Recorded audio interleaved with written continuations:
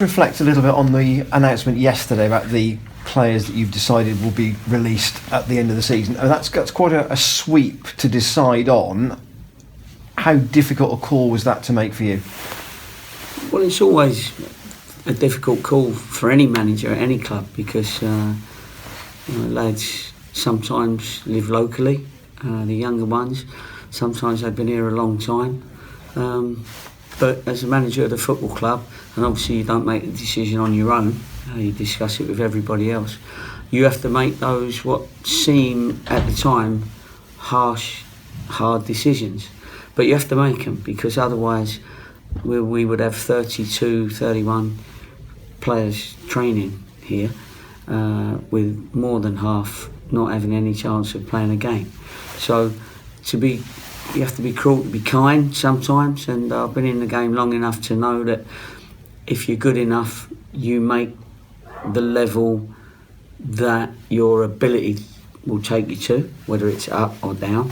So you get there in the end, there's enough people watching.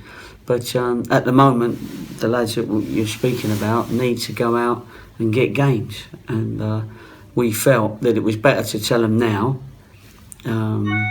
because anyway, at the end of the season, there will be lots and lots of players out of work fighting for jobs. And the one thing I don't like seeing is lads not playing regular games because you train all week. Some of them train very hard, and then some of them haven't got anything at the end of it. And sometimes that's because they're on loan somewhere, but on the bench, or they're not even playing in their sides that they're on loan to. So they need to find a level where they're playing every week. Would you accept an inquiry for a loan for any of those after Christmas for the rest of the season?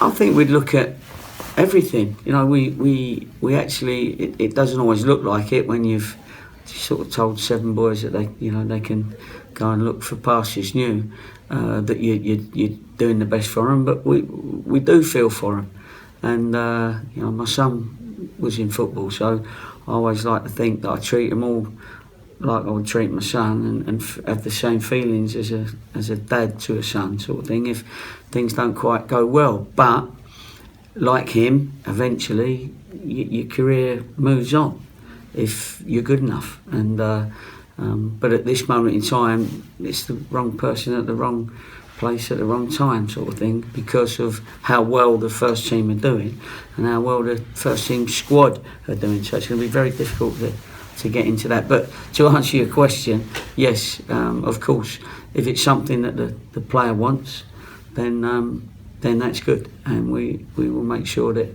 again, he's got to get games. They've got to put himself in the shop window for their future.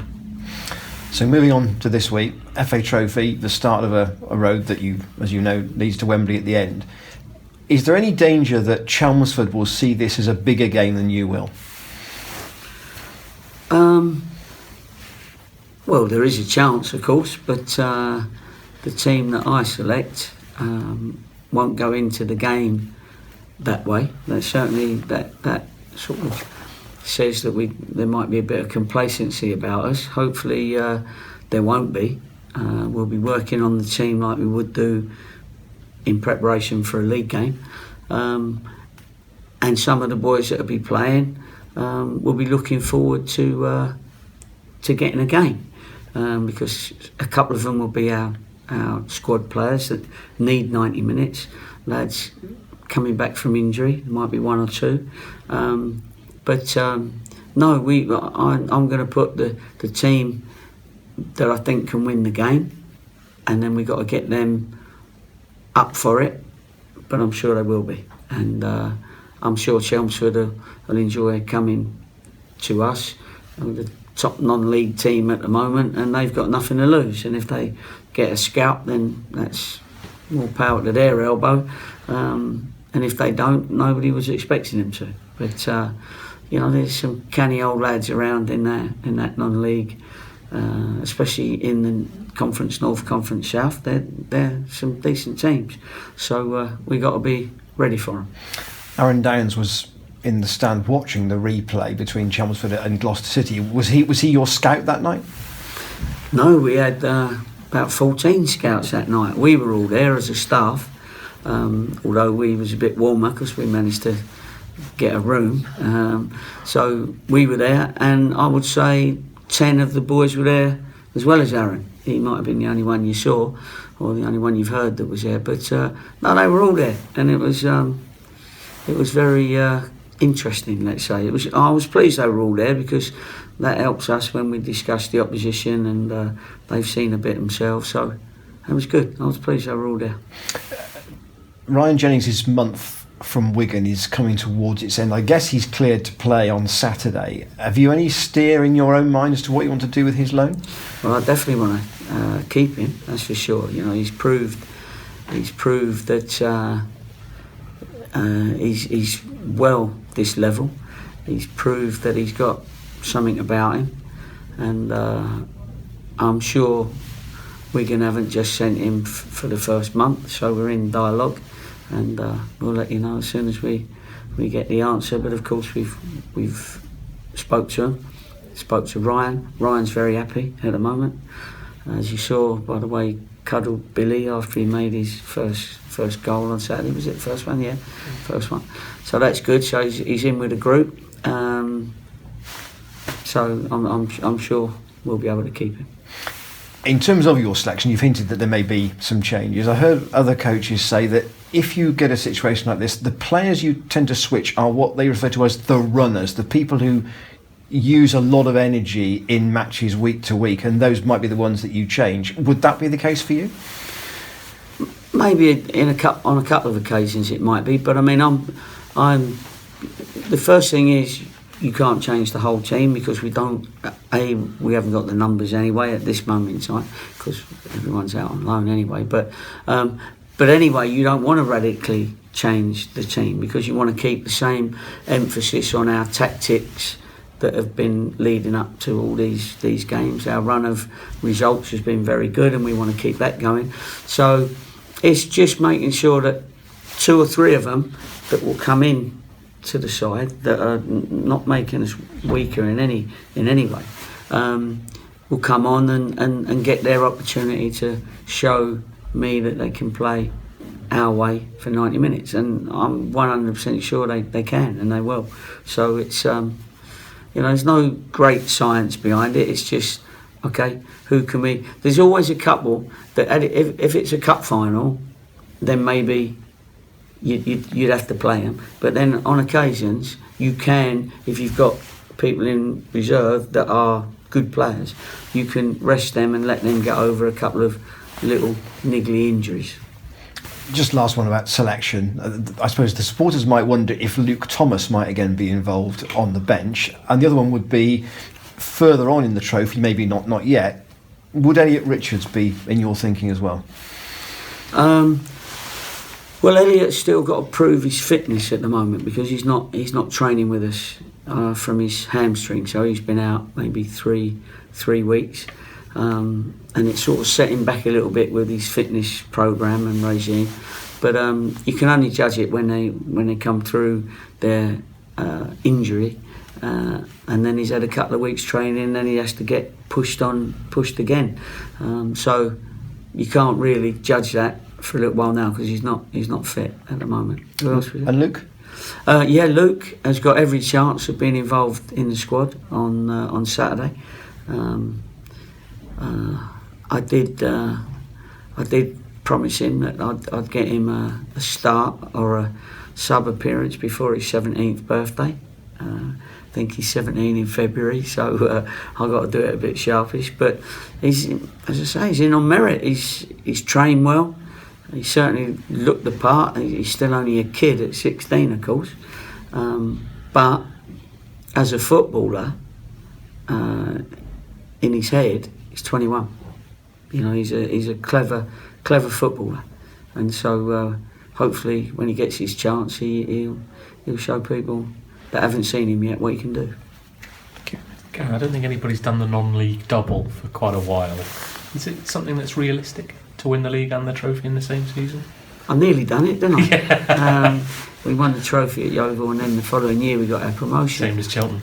Was that the same? Yeah. And funny enough, that year was the year that the conference said that it was going to. We came third, and they said there was going to be a playoffs. So we nearly did it in our first season, but then for some reason, they said, "Oh, sorry about that." Halfway during the season, sorry about that. We can't have the playoffs now, so it's just the one team going up.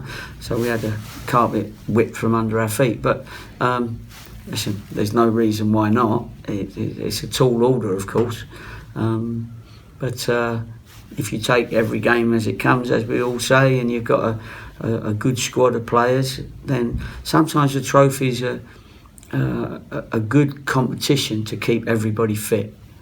Because it's you're playing good teams. With all due respect, it's not like the Gloucester Cup or something like that. It's the trophy is one that is winnable, but it's also a Wembley final. Actually, we was also unlucky that ours was an Aston Villa final, which is still a lovely stadium, but it wasn't Wembley. So I'm pleased to say I've been to Wembley 2 or 3 times after that. But is this the only way you want to go to Wembley this season? More importantly, yeah, it is. However, if you had a crystal ball, the best way to go up is via the playoffs. And again, I've had good examples of that on the good side and on the bad side. I'm just ahead at the moment with the clubs I've been involved with. So, and you have to be very positive about if you get too worried about the playoffs and say you're not going to enjoy it. We need to win it. And then suddenly you're in the playoffs. You're not going to be in the right frame of mind. So, at the moment, we can't get relegated. That's the first thing. That's good. And at the moment, we look like anyway you're going to be in that sort of top 5 or 6. But you've got to make sure that next step is that you're definitely in the playoffs, and then you've got to kick on and win the league, of course. So still a long way to go, but at the moment we're looking strong, I think you can say. Is the dream scenario for you to have, going into the Altrincham game in 2 weeks' time, 16 or 17 players and not knowing who to pick after 2 or 3 perform really well on Saturday? Yeah, you know what? I've never really had that problem of not knowing who to pick. Everyone knows you can only pick 11. Of course, if you're winning every week, that makes it a lot easier because you tend to stick with the same team, etc., etc. And lads understand why they're not in the team. It's only when you lose a couple and then they don't understand why they're not in the team if they're not in the team. But no, I think we've got a squad of players that understand my managerial decisions, and I'm pretty consistent with them as well. And I do explain to the boys if they're not playing, or if I've left them out, or if I'm bringing them back in. Whatever, I explain to them. So I don't leave it up in the air with them wondering whether I like them or not. They'll know whether I like them or not. Just going back to the players you let go, obviously there's the next batch going to come through soon with the scholars. When do you sort of make the decision on them? Pretty soon, again, for their peace of mind, especially the second years that are in that group. Obviously, you talk to the academy boys because they see him every day. They see him in all the games. I see him in the big games, and I see him in training every so often. So, but there's a couple there that we think could make the step up, and there's a few that we've got to keep an eye on at the moment, just for the time being, because some of them suddenly go from boys to men in a real short space of time, and somebody that you wasn't particularly noticing early doors in the season, you're now thinking, "God, he's grown up," whether it be as a footballer or he becomes a man, sort of thing, which I'm still waiting. So you by the looks of things. and very finally, there were 2 that weren't on that list, in Bobby Dale, who I believe is injured, and Adam Page, who's still at Hereford. What news on those 2? Well, you don't really make decisions on injured lads. You give them the opportunity to come back, and because they've been out quite some time now, both those lads, and obviously Elliot was out a long time as well. I'm thinking of the ones that are injured at the moment. So. Decisions are made because actually everybody's out of contract at the end of the season. So as it's well documented. Pelly's the only one actually in contract. I don't know how he did that, but anyway, they all say he's the son of coffee on your floor. Then, yeah, that's right. He's had to pay for me carpet, so the repayments are over 2 years. But anyway, of course, I would love to take this group into the Football League. I would, and if we can do that, then these will handle that definitely. But anyway, we'll wait and see. At the moment, they're all happy. They all know what's going on. They all know what the club's got to do, what they've got to do, and that's suiting us at the moment. Excellent.